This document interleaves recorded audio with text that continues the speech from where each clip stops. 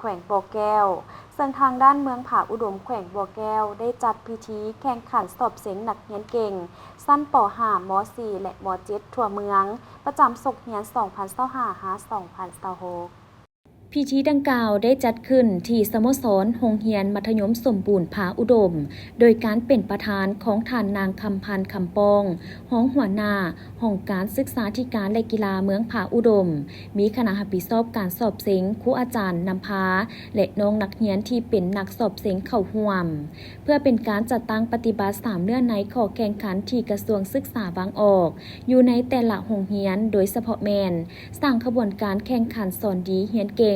เน้นใส่ปรับปรุงและพัฒนาคุณภาพการศึกษาให้นับมือนับดีขึ้นเป็นก้าวๆเป็นการวัดแทกประเมินคุณภาพการเรียนการสอนของครูอาจารย์และนักเรียนในแต่ละโรงเรียน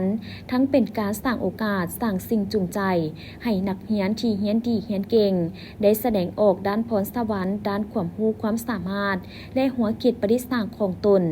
การสอบเสียงในครั้งนี้มีนักเรียนชั้นป .5 มาจาก9กลุ่มโรงเรียนทั้งหมด27น้องยิง15น้องสอบเสียงใน3วิชาคือคณิตศาสตร์ภาษาลาววิทยาศาสตร์และสิ่งแวดล้อมชั้นม .4 มี11หมวดโรงเรียน44น้องยิง24น้องสอบเสียงใน4วิชาคือคณิตศาสตร์ภาษาลาววรรณคดีฟิสิกส์ศาสตร์และวิชาเคมีศาสตร์ชั้นม .7 มี3หมวดโรงเรียน12น้องยิง6น้องสอบเสียงใน4วิชาคือคณิตศาสตร์ภาษาลาววรรณคดีฟิสิกส์ศาสตร์และวิชาเคมีศาสตร์ใช้เวลาสอบเสียง2ชั่วโมงผ่านการสอบเสียงและผลของการสอบเสียงคณะรับผิดชอบสามารถสรุปได้ดังนี้ชั้นป .5 วิชาภาษาลาวที่1แม่นนางหล่าแก้วปัญญาโรงเรียนประถมสมบูรณ์จอมไซวิชาคณิตศาสตร์ที่1แม่นเท่าอิฐประถมสมบูรณ์ภูเวียงไซวิชาวิทยาศาสตร์และสิ่งแวดล้อมที่1แม่นเท่าสงกรานต์มิตรยาประถมสมบูรณ์จอมไซชั้นม .4 วิชาภาษาลาววรรณคดีที่1แม่นนางภูวินนาออนดวงพรโรงเรียนมส.ปุงลาดวิชาคณิตศาสตร์ที่1แม่นนางดวงพรแสงดาราโรงเรียนมส.ปุงลาดวิชาฟิสิกส์ศาสตร์ที่1แม่นนางรจนาวงคำซาวมส.ผาอุดมวิชาเคมีศาสตร์ที่1แม่นนางอานิพาโลมณีมส.ปุงลาดชั้นม .7 วิชาภาษาลาววรรณคดีที่1แม่นนางแฝงส.เอนงมส.ปุงลาดวิชาคณิตศาสตร์ที่1แม่นนางคำแกนจันทร์สุรินทร์มส.ปุงลาดวิชาฟิสิกส์ศาสตร์ที่1แม่นเท่าเบิ่มพรหมจันทร์มส.ผาอุดมวิชาเคมีศาสตร์ที่1แม่นนางออนตาภูมิจิตมส.ปางทองพิธีได้มอบไปสมเสยของหัวหน้าห้องการศึกษาธิการและกีฬาเมืองให้แก่ธนาคารส่งเสริมกสิกรรมหน่วยบริการเมืองผาอุดมที่มีผลงานดีเด่นในเวียกงานการศึกษา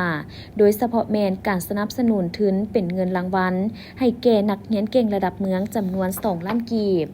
มอบโดยท่านนางคำพันธ์คำป้องห้องหัวหน้าห้องการศึกษาธิการและกีฬาเมืองหับโดยท่านวีระวงศ์ไสยสอนหัวหน้าธนาคารส่งเสริมกสิกรรมหน่วยบริการเมืองผาอุดมและมอบไปยั่งยืนของหัวหน้าห้องการศึกษาธิการและกีฬาเมืองให้แก่น้องนักเรียนที่มีหน้าสอบเสียงนักเรียนเก่งทั่วเมืองครั้งนี้มอบของขวัญรางวัลให้นักเรียนที่เสียงได้ที่3เป็นปึ้มเขียนบิ๊กเขียนพร้อมเงินสด 150,000 กีบที่2ได้รับของรางวัลเป็นปึ้มเขียนบิ๊กเขียนพร้อมเงินสด2 ล้านกีบและนักเรียนเก่งที่เสียงได้อันดับที่1ของเมืองแม่นได้รับของขวัญรางวัลเป็นปึ้มเขียนบิ๊กเขียนใบย่องยอกของฐานเจ้าเมืองผาอุดมที่มีผลงานดีเด่นในการประกอบส่วนเฮียนดีเฮียนเก่งประจำศกเฮียน 2025-2026 พร้อมทั้งเงินสด 400,000 กีบพร้อมทั้งเป็นตัวแทนของเมืองเพื่อไปเซ็งนักเฮียนเก่งในขั้นต่อไปเป็นเกียรติมอบของขวัญรางวัลโดยคณะรับผิดชอบรับโดยน้องนักเรียน